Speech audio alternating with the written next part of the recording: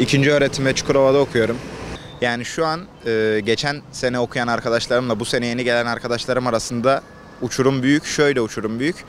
Geçen sene gelenler kendi başına çok rahat tek kişi ev bulurken şimdi bu sene gelenler ortada daha hiç kimseyi tanımıyor. Hiçbir okul arkadaşını tanımamakla beraber onlarla beraber 2 kişi, 3 kişi bazı durumlarda aynı eve çıkmak durumunda kalıyorlar. Yani geçen hafta bir arkadaşım ev tuttu burada Beyaz Evler Mahallesi'nde. 6.000 TL kirası var 3+1. 3 arkadaş geçtiler 2000'er liradan. KYK bursundan bahsediyorsanız yani ona hiç girmeyeyim isterseniz. Sadece şu an şu kafede bir yemek yemek isteseniz, bir içecek içseniz 100 TL para ödersiniz. 30 gününe çarparsanız 3000 TL. Sadece yemek masrafını bile karşılayamayacak bir burs. Yani yeterli yetersiz tartışılmaz bence. Yetersiz olduğu aşikar. Onun dışında ailesinin durumu yoksa şehir dışında öğrenci okuyamaz. Bu net. Ya da benim gibi ikinci öğretim okur. İkinci öğretim okurken aynı zamanda da çalışır. 3-4 saat uyur günde. Okuyorsun ayrıyetten bir 8-10 saat çalışıyorsun. Yani uyumaya zaman kalmıyor öyle söyleyeyim. Ev kirası hem dediğim gibi evin ihtiyaçları, kendi kişisel ihtiyaçları. Sonuçta bir sosyal hayatı var burada. Öğrenciler genç sonuçta. 18-22 yaş aralığı. Yani dediğim gibi zor şu an. Geçinmek çok zor.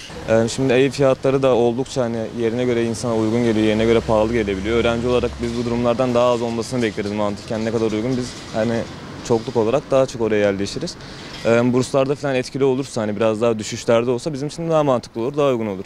Çünkü her insanın ailesi yardımcı olamadığı için, destekte bulunamadığı için bazılarımız da hani hem öğrenci olarak hem de çalışan olarak üniversiteyi devam ettirmek zorunda bulunuyoruz. Mantıken aslında ben yalnız çıkmam daha çok hoşuma gidiyor ama hani bazen zorunda kaldığım için 2-3 arkadaşla ortak bir girişimde bulunuyoruz ondan kaynaklı. Kiraların tabii yüksek olması buna bir sebep. 2-3 kişinin birden girişmesiyle tek kişinin birden girişmesi bir değil sonuçta. Aynı şeye denk gelmiyor. O yüzden 2-3 kişi çıkmak daha mantıklı geliyor insanlara, öğrencilere. Biz öğrenciler olarak daha mantıklı. Bazıları hani aile durumundan kaynaklı iyi oluyor. Maddi durumları iyi olanlar sıkıntı yaşamıyor ama maddi durumu kötü olanlar da bayağı bir sıkıntı yaşıyor. Yani rezillik durumu söz konusu oluyor ülkede. Hani malum ekonomi yüzünden hani çalışmak zorunda kalıyoruz. Yani gönül ister hani güzel yerlerde oturalım ya da üniversiteye yakın bir kısımda oturalım ama olmuyor. İmkan sağlayamıyorlar. Her şey kalkışta, inişte olan pek bir şey göremiyorum açıkçası. Hani bu durumda da yapılması gerekenler yani bir tık daha atıyorum 800 ise 1 milyar 300-400 yani fiyatı olabildiğince kaldırabilecekleri seviyeye kadar kaldırsınlar.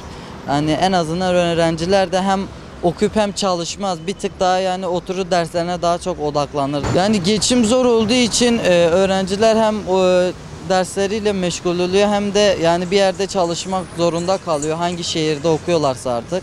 Yani bu durumun da sebebi ekonomiden dolayı. O yüzden bu durumları atlatacağız Allah'ın izniyle yani buna inanıyorum. Ev sahipleri öğrencilere bir tık daha anlayışlı yaklaşmalarını isterim.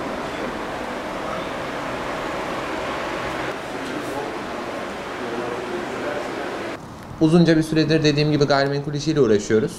Öğrencilere, memurlara, çalışanlara, vatandaşlarımıza yardımcı olmaya çalışıyoruz. Kendi bir nebze de olsa yardımımız dokunuyor. Şimdi zaten öğrencilerin bir kısmı önceden geldi. Aslında şöyle geldiler. 2. sınıfta, 3. sınıfta okuyan öğrenciler birçoğu ailesiyle önceden geldiler. Birçoğu geçen ayın sonuna doğru, ortasına doğru dairelerini tuttular. Ama yeni gelecek öğrencilerle alakalı maalesef işte en büyük sıkıntı şu. Daire sayısı yeterli değil. Maalesef artan fiyatlar, yükselen kira fiyatları, konut satış fiyatları bunların hepsi birbirine endeksli olduğu için öğrenciler buraya geliyor. Eskiden bu bölgede yani eskiden dediğim artık eskiden şöyle diyorduk 5-10 sene öncesi eskiydi artık bir sene öncesi de eski olduğu için enflasyona göre. Geçen seneye göre öğrenciler geldikleri zaman 2+1 full eşyalı, lüks bir dairede çok rahat tek başına oturabilirken bu sene gelecek öğrenciler artık 2 arkadaş, minimum 3 arkadaş olabiliyorlar ki toplanıp bir eve geçebilsinler. Öğrenciler artık daire ile alakalı çok zorlanıyorlar. Yani artık bize şey diyorlar, abi dairede işte ayrıyeten bir oda olmasa da olur.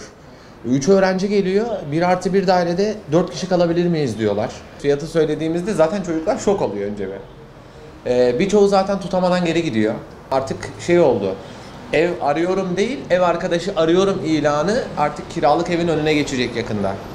O noktaya geldik diyeyim açık konuşmak gerekirse. Çocuklar ev tutamıyor. Tutamadıkları için ev arkadaşı arayan kişilerin yanlarına, ilanlarına yöneliyorlar. Dediğim gibi üniversiteye çok yakın bir noktadayız. Öğrencilerin kalbindeyiz yani biz Beyaz Evler Mahallesi olarak. Tüm Adana'da bilir burayı. Şuradan zaten kapıdan giren gün içerisinde 20 müşteri varsa bunun 18 tanesi öğrenci. Her giren fiyatı duydu mu teşekkür ederiz, numaranızı alabilir miyiz deyip geri çıkıyor zaten. Ya da numarasını bırakıyor, bütçesini söylüyor. O bütçede olamayacağını da söylememe rağmen bir umuttur diyerekten kafalarını eğip geri çıkıyorlar. Ya üzücü bir durum. Burada belki tamam böyle tebessüm ederek anlatıyoruz ama gerçekten öğrencilerin hali çok sıkıntı. Öğrenciler daire bulamıyor. Yani bu da öğrencileri çok zora sokuyor. Biz yani şu aldığımız blok notların üstüne öğrenci aldığımız notları görseniz hepsi hala daire arıyor. Yani bulamıyoruz. Dairemiz çok var. İlanda da çok mesela dairemiz var, kiralık dairemiz var. Ama inanın öğrencilerin bütçesini karşılamıyor. Yani 3 arkadaş arıyorlar ama 1+1 evin fiyatı 5.000 TL. Öğrenci çıkamıyor. 3 kişi de kalamıyor bir evde. İnşallah fiyatlar düşer ama ben sanmıyorum. Fiyatlar daha da yükseliyor. Çünkü geçen ay 2500 TL gibi bir rakamdan verdiğimiz evi şu an örnek veriyorum aynı eşdeğer bir evi biz 4.000 liradan veriyoruz. Yani bir ayda 1500 TL koyduğuna göre bu fiyatlar gün geçtikçe yükselmeye devam edecek. Yani düşme gibi bir beklentimiz yok. Yeni yıldan sonra daha da yükseleceğini düşünüyoruz bu şekilde.